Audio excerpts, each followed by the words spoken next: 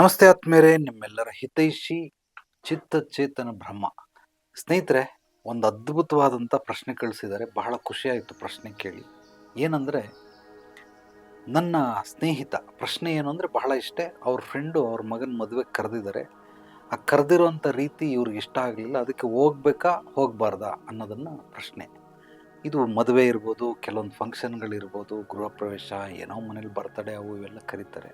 ಆ ಕರೆಯೋದಕ್ಕೆ ಆ ರೀತಿ ಯಾವ ರೀತಿ ಕರೆದ್ರು ಇವನಿಗೆ ಎಷ್ಟು ಬೇಸರ ಆಗಿದೆ ಅನ್ನೋದನ್ನು ನನಗೆ ವಾಯ್ಸ್ ಮೆಸೇಜಲ್ಲಿ ಕಳಿಸಿದ್ದಾರೆ. ಭಾಳ ಖುಷಿ ಆಯಿತು. ಬಟ್ ಪ್ರಶ್ನೆ ಬಹಳ ಅದ್ಭುತವಾಗಿದೆ. ಈಗ ಒಂದು ಉದಾಹರಣೆ ಹೇಳ್ತೀನಿ. ಒಬ್ಬ ಸ್ನೇಹಿತ, ನನ್ನ ಸ್ನೇಹಿತ, ಅವ್ರ ಮಗನ ಮದುವೆ. ಈ ವರ್ಷ ಎಷ್ಟು ವರ್ಷದ ಸ್ನೇಹಿತ ಅಂದರೆ 30 ವರ್ಷಗಳ ಸ್ನೇಹ ಇದೆ.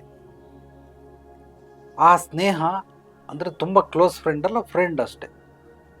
ಮಗಂದು ಇನ್ವಿಟೇಷನ್ ಕಳಿಸ್ತಾನೆ ವಾಟ್ಸಪ್ಪಲ್ಲಿ. ಸೊ ಮದುವೆಗೆ ಬನ್ನಿ ಅಂತಲೂ ಕರೆದಿಲ್ಲ, ಜಸ್ಟ್ ಇನ್ವಿಟೇಷನ್ ಕಳಿಸ್ತಾ ಮದುವೆಗೆ ಯಾವುದು ಫೋನ್ ಮಾಡಿ ಕರೆದಿಲ್ಲ. ಕೆಲವರು ಇನ್ವಿಟೇಷನ್ನ ಮನೆಗೆ ತಗೊಂಡೋಗಿ ಕೊಟ್ಟು ಬರ್ತಾರೆ. ಪಾಪ ಇವಾಗ ಎಲ್ಲರೂ ಬ್ಯುಸಿ ಇರೋದ್ರಿಂದ ಅಷ್ಟೊಂದು ರಿಸ್ಕ್ ತಗೊಳ್ಳೋ ಅವಶ್ಯಕತೆ ಇಲ್ಲ. ಜಸ್ಟ್ ಫೋನ್ ಮಾಡಿ ಹೇಳಿ, ಈ ಥರ ಬರಬೇಕು ಅಂದ್ಕೊಂಡಿದ್ದೆ, ಕೆಲಸದ ಸಮಯ ಆಗಲಿಲ್ಲ, ಆದ್ದರಿಂದ ನಿಮ್ಗೆ ಇನ್ವಿಟೇಷನ್ ಕಳಿಸ್ತಾ ಇದ್ದೀನಿ, ದಯವಿಟ್ಟು ಮನೆಯವರೆಲ್ಲ ಬನ್ನಿ ಅಂತ ಫೋನ್ ಮಾಡಾದರೂ ಕರಿಬೇಕು. ಬಟ್ ಆತ ಫೋನು ಮಾಡಲಿಲ್ಲ.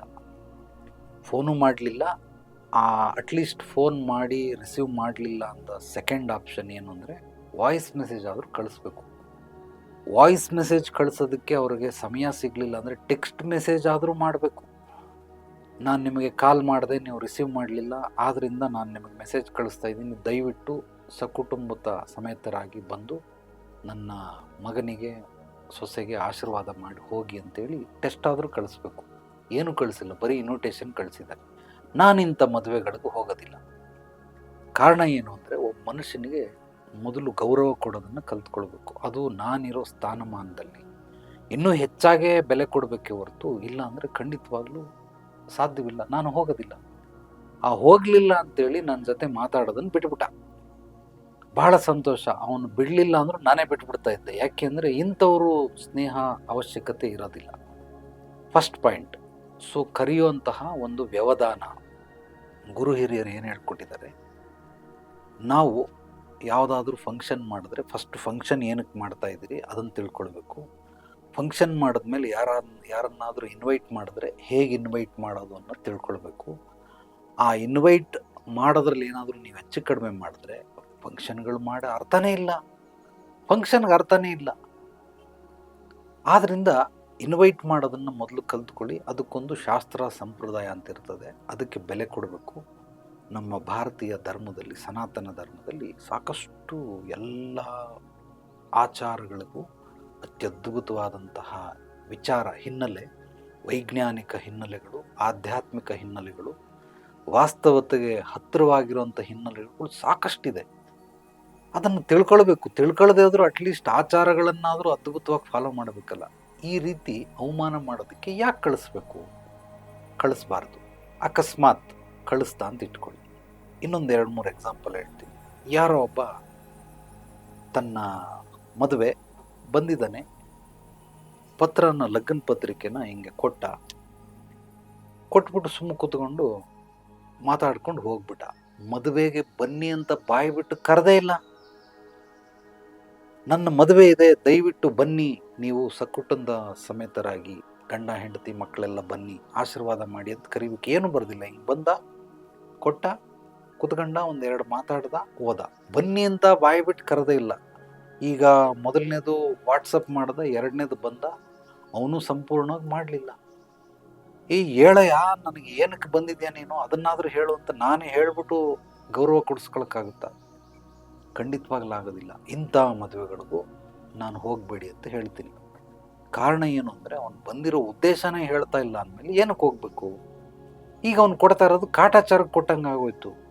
ಹೇಳಬೇಕಲ್ಲ ಬಾಯಿ ಬಿಟ್ಟು, ಬನ್ನಿ, ನೀವು ಬರದೇ ಇದ್ದರೆ ನಿಮ್ಮನ್ನು ಬಹಳ ಗೌರವಿಸ್ತೀನಿ, ಪ್ರೀತಿಸ್ತೀನಿ, ನೀವು ಬಂದ್ರೇ ನನಗೊಂಥರ ಖುಷಿ, ಸಂತೋಷ, ನಿಮ್ಮ ಸಮ್ಮುಖದಲ್ಲಿ ನನಗೆ ಆಶೀರ್ವಾದ ಸಿಕ್ಕಿದ್ರೆ ನನ್ನ ಜೀವನ ಸುಖವಾಗಿರ್ತದೆ. ಏನೋ ಒಂದು ಇಷ್ಟೆಲ್ಲ ಮಾತಾಡದೇ ಹೋದರೂ ಕೂಡ ಕೌಟುಂಬಿಕವಾಗಿ ಎಲ್ಲರೂ ಬನ್ನಿ ಅನ್ನೋದಾದರೂ ಒಂದು ಹೇಳಬೇಕಲ್ಲ. ಏನು ಹೇಳಿಲ್ಲ, ಸುಮ್ಮನೆ ಪತ್ರ ಕೊಟ್ಟು ಹೋಗ್ಬಿಟ್ರೆ ಯಾರು ಹೋಗ್ತಾರೆ? ಹೋಗೋದಿಲ್ಲ. ಈಗ ಎರಡನೇ ಭಾಗಕ್ಕೆ ಬರ್ತೀನಿ. ಯಾವಾಗಲೂ ಒಂದು ನಾಣ್ಯಕ್ಕೆ ಎರಡು ಮುಖಗಳಿರ್ತವೆ. ಈಗ ಆತ ಈ ರೀತಿ ಲಗ್ನ ಪತ್ರಿಕೆದು ಒಂದು ಇನ್ವಿಟೇಷನ್ ಕಾರ್ಡ್ ಕಳಿಸ್ಬಿಟ್ಟು ಮದುವೆಗೆ ಹೋಗ್ಲಿಲ್ಲ ಅಂತ ಬೇಸರ ಮಾಡ್ಕೊಂಡು ಮಾತು ಬಿಟ್ಬಿಟ್ಟ. ಈಗ ಅದೇ ರೀತಿ ನನ್ನ ಮಗನ ಮದುವೆ ಆದರೆ ನಾನು ಹಂಗೆ ಇನ್ವಿಟೇಷನ್ ಕಳಿಸಿದ್ರೆ ಅವ್ನು ಬರ್ತಾನ ಬರಲ್ವಾ? ಅವನಿಗೆ ಬೇಸರ ಆಗುತ್ತಾ ಇಲ್ವಾ? ಈಗ ನಾನು ಹೋಗಿದ್ದೀನಿ ಅಂತ ಇಟ್ಕೊಳ್ಳಿ, ಅವನು ನನ್ಗೆ ಹಂಗೆ ಮಾಡಿದಾಗ ಅವ್ನು ಬರಬೇಕಾದ್ರೆ ಮಾಡೋದಿಲ್ಲ. ಇಲ್ಲಿ ಅವ್ರ ತಪ್ಪು ಅವ್ರು ಕಾಣಿಸೋದಿಲ್ಲ, ಬೇರೆಯವ್ರ ತಪ್ಪುಗಳನ್ನು ಎಷ್ಟು ಎತ್ತಾಡ್ತಾರೆ ಅಂತಂದರೆ ಅವನು ಅದನ್ನು ಅವಾಗ ಬರೋದಿಲ್ಲ. ಈಗ ಯಾರೋ ಒಬ್ಬ ಇನ್ವಿಟೇಷನ್ ಕೊಟ್ಟ, ನನ್ನನ್ನು ಕರೆದೇ ಇಲ್ಲ. ಈಗ ನಾನು ಹೋಗ್ಬಿಟ್ಟು ಸುಮ್ಮನೆ ಪತ್ರ ಕೊಟ್ಬಿಟ್ಟು ಬಂದರೆ ಅವ್ರು ಬರ್ತಾರಾ ಬರಲ್ವಾ? ಬೇಸರ ಆಗುತ್ತೆ ಎಂಥವ್ರಿಗೂ. ಯಾಕೆಂದರೆ ಇದೇನಪ್ಪ ಪತ್ರ ಕೊಟ್ಬಿಟ್ಟು ಬನ್ನಿ ಬರಬೇಡಿ ಅಂತ ಏನು ಹೇಳಲಿಲ್ಲ, ಸುಮ್ಮನೆ ಪತ್ರ ಕೂತೋಗ್ಬಿಟ್ಟ. ಸೊ ಈ ಥರದ್ದೆಲ್ಲ ಇರ್ತವೆ. ಅದಕ್ಕೋಸ್ಕರ ಯಾವುದೇ ಫಂಕ್ಷನ್ಗಳು ಮಾಡಿದ್ರೆ ಮೊದಲು ಗೌರವದಿಂದ, ನಿಮಗಿಂತ ಹಿರಿಯರಾಗಿರಲಿ ಕಿರಿಯರಾಗಿರಲಿ, ಒಂದು ಬೇಸಿಕ್ ಕಮ್ಯುನಿಕೇಷನ್ ಅಂತ ಇದೆ, manners and behaviour. Basic, advance level ಹೇಳ್ತಾ ಇಲ್ಲ, ಮಾಸ್ಟರ್ ಲೆವೆಲ್ ಹೇಳ್ತಾ ಇಲ್ಲ, ಬೇಸಿಕ್ ಲೆವೆಲ್. ಆ ಕರೆಯುವ ವಿಧಾನವನ್ನು ತಿಳ್ಕೊಳ್ಳಿ. ಇವತ್ತು ಇನ್ಫಾರ್ಮೇಷನ್ಗೆ ಕೊರತೆನೇ ಇಲ್ಲ. ಒಂದು ಯೂಟ್ಯೂಬಲ್ಲಿ ಪ್ರಶ್ನೆ ಮಾಡಿದ್ರೆ ಹೇಳ್ಬಿಡ್ತಾರೆ, ಒಂದು ಯಾವುದೋ ಫೇಸ್ಬುಕ್ಕಲ್ಲಿ, ಇನ್ಸ್ಟಾಗ್ರಾಮಲ್ಲಿ, ಗೂಗಲಲ್ಲಿ ಹೊಡೆದ್ರೂ ಕೂಡ ಸಿಕ್ಬಿಡ್ತದೆ. ಇವತ್ತು ChatGPT ಬಂದ್ಬಿಟ್ಟಿದೆ. How to invite friends and relatives ಕೇಳಿ, ಒಂದು 10 ಪಾಯಿಂಟ್ಗಳು ಕೊಡ್ತದೆ. ಅದನ್ನಾದರೂ ಫಾಲೋ ಮಾಡಿ. ಇನ್ಫಾರ್ಮೇಷನ್ ಇವತ್ತು ಎಷ್ಟಿದೆ ಅಂತಂದರೆ ಕೋಟ್ಯಾಂತರ ಇನ್ಫಾರ್ಮೇಷನ್ ಇದೆ. ಎಕ್ಸ್ಟ್ರಾರ್ಡ್ನರಿ ಕಮ್ಯುನಿಕೇಷನ್ ಸ್ಕಿಲ್ ಅದರಲ್ಲಿ ತಿಳ್ಕೊಂಡ್ಬಿಡ್ಬೋದು. ಇಷ್ಟೆಲ್ಲ ಇದ್ದರೂ ಕೂಡ ಇನ್ನೂ ದಡ್ಡತನದಲ್ಲಿ ನಾವು ಇನ್ವೈಟ್ ಮಾಡ್ತಾ ಇದ್ದೀರಿ ಅಂದರೆ ಆ ಫಂಕ್ಷನ್ಗೆ ಅರ್ಥನೇ ಇರೋದಿಲ್ಲ. ಆದ್ದರಿಂದ ಯಾರಾದರೂ ನಿಮಗೆ ಈ ರೀತಿ ಅವಮಾನಗೊಳಿಸಿ ಕರೆದಿದ್ರೆ ದಯವಿಟ್ಟು ಹೋಗಬೇಡಿ. ಅಕಸ್ಮಾತ್ ಹೋಗ್ತೀನಿ ಅಂತ ಹೇಳಿದ್ರೆ ನೀವು ಅದೇ ರೀತಿ ಮಾಡಿ ಅಂತ ಹೇಳ್ತೀನಿ. ಕೆಲವ್ರು ಹೇಳ್ತಾರೆ, ಅವರು ಏನೋ ಸಗಣಿ ತಿಂದರು ಅಂದ್ಬಿಟ್ಟು ನಾವು ಸಗಣಿ ತಿನ್ನೋಕ್ಕಾಗುತ್ತಾ ಅಂತ. ಅವ್ರು ತಿಂತಾರೆ ಅಂತ ನೀನು ತಿನ್ನು ಅಂತ ನಾನು ಹೇಳ್ತಾ ಇಲ್ಲ. ಇಲ್ಲಿ ಕೆಲವ್ರಿಗೆ ಸೂಜಿ ತಗೊಂಡು ಚುಚ್ಚಿಬಿಟ್ಟು ಚಪ್ಪಾಳೆ ಹೊಡೆದ್ಬಿಟ್ಟು ನಗ್ತಾವ್ರೆ, ಅಪಹಾಸ್ಯ ಮಾಡ್ತಾವ್ರೆ. ಈಗ ಅದೇ ಸೂಜಿ ತಗೊಂಡು ನಾನು ಅವನಿಗೆ ಚುಚ್ಚಿಬಿಟ್ಟು ಅಪಹಾಸ್ಯ ಮಾಡಿದಾಗ ಆ ನೋವು ಅವನಿಗೇನು ಅನ್ನೋದು ಗೊತ್ತಾಗುತ್ತೆ. ಇಲ್ಲ ಅಂದರೆ ಗೊತ್ತಾಗೋದಿಲ್ಲ. ನೀವು ಅದನ್ನು ಮಾಡಲಿಲ್ಲ ಅಂದರೆ ಪದೇ ಪದೇ ಚುಚ್ತಾ ಇರ್ತಾರೆ, ಚಪ್ಪಾಳೆ ಹೊಡಿತಾ ಇರ್ತಾರೆ, ನಗ್ತಾ ಇರ್ತಾರೆ. ನಗಿಸ್ಕೊಳ್ಳಿ, ಅವಮಾನಿಸ್ಕೊಳ್ಳಿ. ಖಂಡಿತವಾಗಲೂ ಅವರೆಲ್ಲ ಏನೇನು ಮಾಡ್ತಾರೋ ಎಲ್ಲವೂ ಮಾಡಿಸ್ಕೊಳ್ಳಿ. ಅವ್ನು ಮಾಡ್ತಾನೆ ಅಂತ ನಾನು ಮಾಡ್ಬೇಕಾ, ನನಗೆ ಬುದ್ಧಿ ಇಲ್ಲ ಅಂತ ನೀವು ಅನ್ಕೊಳ್ಳಂಗಿದ್ರೆ ಖಂಡಿತವಾಗ್ಲೂ ಅನ್ಕೊಳ್ಳಿ. ಇಲ್ಲಿ ಕೃಷ್ಣ ಏನು ಹೇಳಿದ್ದಾನೆ, ಮುಳ್ಳನ್ನು ಮುಳ್ಳಿಂದನೇ ತೆಗಿಬೇಕು, ವಜ್ರನ ವಜ್ರದಿಂದಲೇ ಕಟ್ ಮಾಡಬೇಕು ಅಂತ. ನಾನು ಹೇಳೋದು ಯಾರಿಗೆ ಅರ್ಥ ಆಗುತ್ತೆ ಅಂಥವ್ರು ಅದ್ಭುತವಾಗಿರ್ತಾರೆ. ಇಲ್ಲ ಅಂದವರು ಪಾಪ ಅಯ್ಯೋ ಹೋಗ್ಲಿ ಬಿಡು ಪರವಾಗಿಲ್ಲ ಅಂತ ಹೋಗ್ತಾರೆ ಬರ್ತಾರೆ. ಈ ಒಂದು ಅರ್ಥಹೀನ ಒಂದು ಸಂಸ್ಕೃತಿಗೆ ಯಾವುದೇ ರೀತಿ ಫಲಿತಾಂಶಗಳು ಸಿಗೋದಿಲ್ಲ. ಹೋಗಿದ್ದು ನಿಮಗೂ ಒಳ್ಳೆಯದಾಗಲ್ಲ, ಅವ್ರಿಗೂ ಒಳ್ಳೆಯದಾಗೋದಿಲ್ಲ.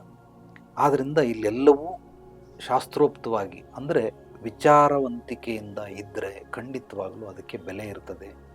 ಯಾವುದಕ್ಕೆ ವಿಚಾರಗಳಿಲ್ಲ, ಆ ಬೇಸಿಕ್ ಮ್ಯಾನರ್ಸ್ ಆ್ಯಂಡ್ ಬಿಹೇವಿಯರ್ಸ್ ಗೊತ್ತಿಲ್ಲ, ಅದು ನಿಮಗೆ ಮಾಡೋವಂಥ ಅವಶ್ಯಕತೆನೇ ಇಲ್ಲ. ಅದಕ್ಕಿಂತ ಸುಮ್ಮನಿರೋದೇ ವಾಸಿ.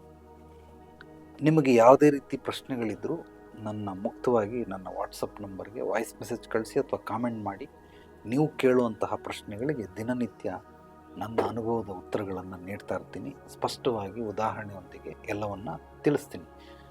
ನಮ್ಮ ಚಾನಲನ್ನು ಮೊದಲನೇ ಬಾರಿ ಭೇಟಿ ನೀಡಿದರೆ ಸಬ್ಸ್ಕ್ರೈಬ್ ಮಾಡಿ, ಲೈಕ್ ಮಾಡಿ, ಕಾಮೆಂಟ್ ಮಾಡಿ ನಿಮ್ಮ ಅನಿಸಿಕೆ ಅಭಿಪ್ರಾಯಗಳನ್ನು.